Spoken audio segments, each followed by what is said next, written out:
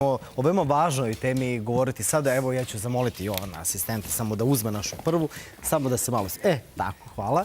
Znate da je stara priča da je pas najbolji, najverniji čovjekov prijatelj i u dobru i u zlu i kada vas svi ostave, on će da bude tu, da vam pomogne i da vam život učini lepšim. Tako će naša prva za godinu dana ulepšati život nekome, kome će njena pomoć da bude neophodna i dragocena. Na koji način se treniraju psi? Koliko je vremena potrebno da usvoje određene veštine? Kako uspostavljaju komunikaciju sa trenerima, vlasnicima i drugim osobama sa kojima dolaze u kontakt? Koliko mogu da pomognu osobama i deci sa invaliditetom? Samo su neka od pitanja za goste našeg programa, koja nam je naša prva dovela. To su stvari njeni gosti za Predraga Balansa, on je trener i vodič službenih pasa u KPZ Sremska Mitrovica. I sa nama je Vesna Nestorović, on je predsjednica Saveza slepih Beli štap i tu je u pratnji svog psa. Dobro jutro, dobrodošli.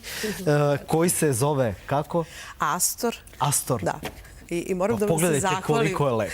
Koliko lep. Ja se nadam da će naša prva biti... Oni su iste rase. Yes. Tako? Ista rasa, ista boja, samo što je naša prva je mlađa. Koliko ima on? On ima 4 godine i moram da vam se zahvalim što ste rekli da sam ja danas u pratnji Astora. Prvo vam mnogo hvala što evo oni komuniciraju i nadam se da nećemo puno ometati. Neka oni pričaju njihovim jezikom. Ovo je njihov termin, nema veze, da. Hvala prvoj televiziji i prvoj koja je pozvala prvog psa vodiča da danas gostujemo. Uglavnom nas pozivaju da nas snima u parku, na ulici, da malo razgovaramo, da dođu u udruženje i veoma sam srećna kada na ovakav način nas pozovete da razgovaramo o temi koja jeste i dalje pod znakom pitanja ko je pas vodič, šta on radi.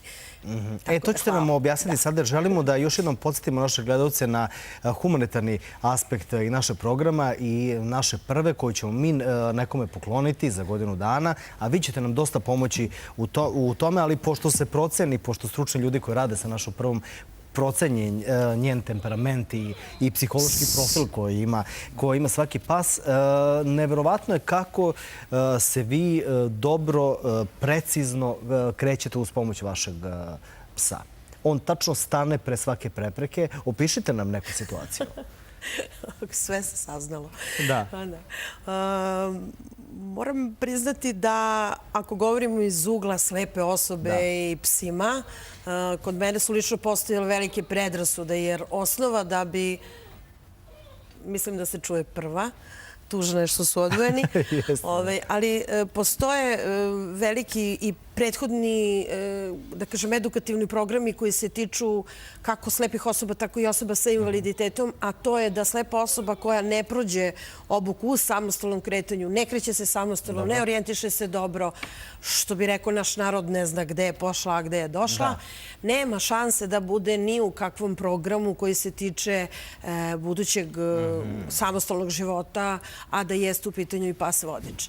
Ono što po mom nekom saznanju u momentu kada sam ja oslepela, a to je pre 16 godina, zapravo 17, mi žene uvek kratimo malo godine, ali mislim da je to bila ona godina kad ja nisam priznala da sam u mraku, verujući da ako sve nešto uložim ću možda i vratiti vid.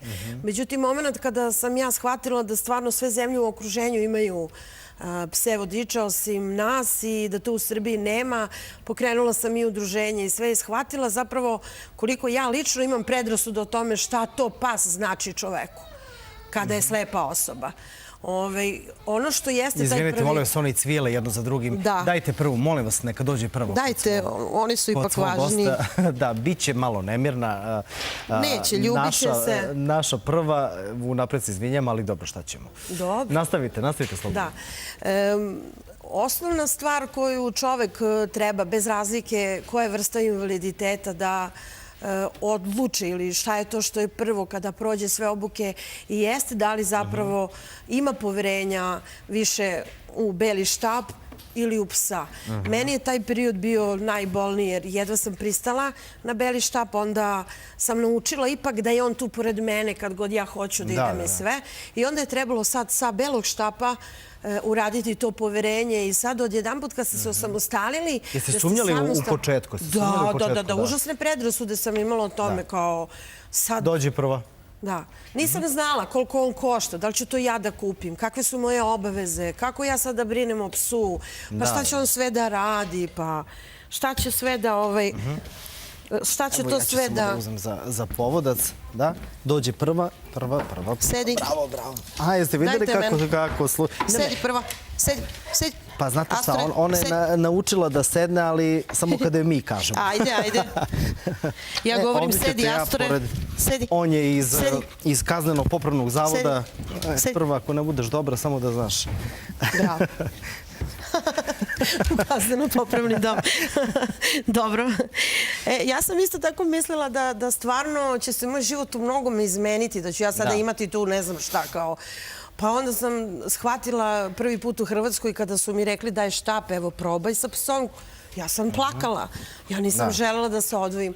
Ali verujte mi da ljudi koji se bave, mi smo se danas upoznali i stvarno kažem ovo što ljudi rade u svakom obliku rada sa psima koji jeste deo socijalizacije za svakog psa je veoma kvalitetno i veoma dobro, ali onaj posao koji dolazi posle socijalizacije, to je posao instruktora. Mi smo imali tu sreću da... Gde ste vi nabavili psa? Mi smo psa kupili u Hrvatskoj i on dolazi iz Osijeka, iz jedne veoma dobre odgajivačnice koja ima stvarno rasne labradore. I evo mi danas čekamo, pošto naša ženka je putovala tamo, tako da ćemo sad imati naše pse ovde. Beautiful Angel je odgajivačnica koja je sa nama u partnerstvu. Mi smo po savjetima i Kinološkog saveza i naših prijatelja sa veterinarskog fakulteta odlučili i tu da jesmo upoznali ljudi iz Slokanisa kada su radili svoju prezentaciju iz Slovenije. Onda smo tamo odlučili i sa njima smo radili psa. Da. Predraže, koliko vremena treba da se dresira jedan pas? Šta mislite, da li ćemo mi uspjeti u ovoj nameri da zaista nekome promenimo život na bolje i da prvo bude pas koji će nekome da pomaže na najbolje moguće? Naravno. Sve zavisi, znate kako, ne postoji model. Zavisi sve individualno od psa do psa. Neki psi se obuče brže, neki sporije, ali generalno to su neke stvari koje se rešavaju, ajde da kažem, usput.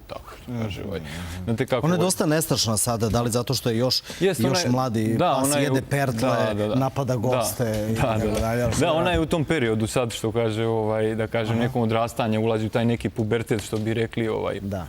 Tako da, u suštini, tu je najvažnija u tom delu obuke ta socijalizacija. Ona je, da vam kažem, i previše socijalizovana. Zna da sedne, da legne, da čeka na mestu kada joj se kaže. Da li je to za njen uzrast? To je za njen uzrast sasvim dovoljno. Šta je bitno dalje raditi sa njom, ta socijalizacija, što ja stalno navodim za pse, znači da navikne na ljude, na automobile, na buku, na, što kaže, da se ne iznenadi, da se ne poplaši. Dobro, Tako da to što ona sad zna da sedne, da legne, to je za njen uzrast sasvim dovoljno. I sad već polako počinje, ne znam sad, ona otprilike tu ima negdje oko 5-6 mjeseci otprilike, onako, sad već tu može polako da se uvodi, da se usmjerava ka toj obuci za čega je planirana, recimo. Pa rekli su da će u 10. njenom mjesecu da procene njen temperament, na osnovu toga smiri se, ćemo proceniti za koji tip invaliditeta i koje osobi će moći najviše da pomune. A kakvi su vaši psi? Šta vi imate? Pa mi imamo puno pasa. Imamo službene pse, imamo pse u prihvatilištu za pse. Sada govorimo o tim službenim psima. Koje osobine mora da ima službeni pas? Službeni pas, znate kako, sama obuka službenih pasa kreće bukvalno od 3. dana starosti. Čim se ono rodi kod nas, čim se ošteni, mi odmah tu krećemo, već 3. dan pušta se, recimo, radio, tu su razni zvukovi koji znači muzika, priča, razne reklame, tako da se pas već tu počinje, dok još ni ne progleda, ono već počinje da se navikava na te neke zvukove. Kasnije, sa kad napuni 4 nedelje, kad počne 4., 5. nedelja starosti, već počinje polako da izlazi, da tu već počinje prva selekcija da se radi, znate. Sve zavisi šta se traži trenutno. Da li je pas tragač, da li je pas napadač, da li je... Sve zavisi od toga i na osnovu toga se vrši selekcija. Vesna, vi ste potpuno uspjeli, a vi imate tu magičnu pregradu sa nagradama.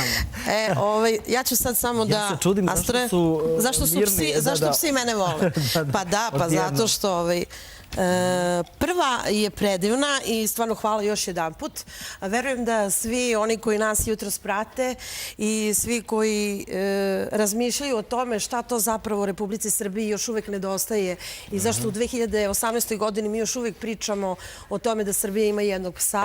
Ja ću probati ukratko, jer vreme je uvek najskuplje i ograničeno, reći. Republika Srbija još uvek nema ni jednog instruktora, niti ima mogućnost da se posle socijalizacije radi sa psima koji su za osobe sa invaliditetom. A vi ste prvi novinar, dragi kolega, koji će javno prikazati. Ovo je lična karta, pasoš sa kojim putuje pas po celom svetu. I to je Astor. Mi smo zapravo kao savez članica European Guide Dog Federation od 2015. godine, a od 2017. godine, zahvaljujući Slovakanisu i Slovenije, mi zajedno radimo po standardima i Svetske organizacije pasa. Ono što je najvažnije to je da mi jesmo u kampanji za prikupljanje sredstava, kako smo kupili Astora svakim dinarom, koji je uvek javno prikazivan. Mi smo sada u nastavku kampanje za školovanje instruktora pasa za osobe sa invaliditetom i sa psima se radi od 8. nedelje.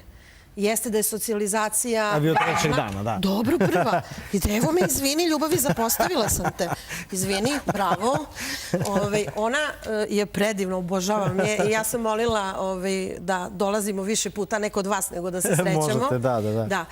Ono što je jako važno kada govorimo o radu ljudi koji rade sa psima. Oni nisu dreseri, oni su instruktori pasa za osobe sa invaliditetom i njihovo školovanje je 2 puta dobro. Prva, sad si baš bezobrazna. Šalimo se. Ovo je sada kraj, više nema nagradica. Evo ti Astor, nagradi se s Astorom. Važno je da taj program koji govori o psima, on je podeljen u nekih 6 radnih nedelja, koji su jako važni za osobe sa invaliditetom. I tu očekujemo, Vesna, vašu ogromnu pomoć, sve u cilju da prva dođe do osobe koja je zaista najpotrebnija i da joj mora prvo da dođe do instruktora koji ima licencu da to radi. I ono na čemu ću se ja zahvaliti, Srđane, i vama i uopšte televiziji Prvo i urednicima i svima, to je da mi posle ovoga krećemo i razgovaramo o tome i televizija Prva ulazi zajedno sa nama u borbu za školovanje instruktora, na čemu vam mnogo hvala. Hvala vam i vama hvala na gostovanju i sve najbolje. Bićemo u dnevnom kontaktu sada jer moramo da završimo ovaj humanitarni projekat. Predrže, hvala puno na gostovanju. Hvala vam puno. Ja verujem da će Prvo otići u prave ruke. Sigurni smo.